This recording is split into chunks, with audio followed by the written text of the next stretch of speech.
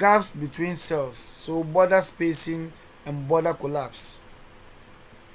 The border spacing property allows you to control the distance between adjacent cells.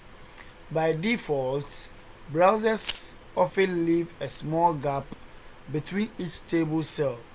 So if you want to increase or you want to decrease this space, then the border spacing property allows you to control the gap. The value of this property is usually specified in pixels. You can specify two values if desired to specify separate numbers for horizontal and vertical spacing. When a border has been used on table cells where two cells meet, the width of lines would be twice that of the outside edges.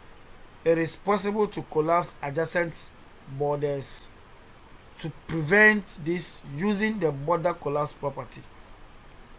Possible values you are going to use in border spacing and border collapse is collapse and then separate.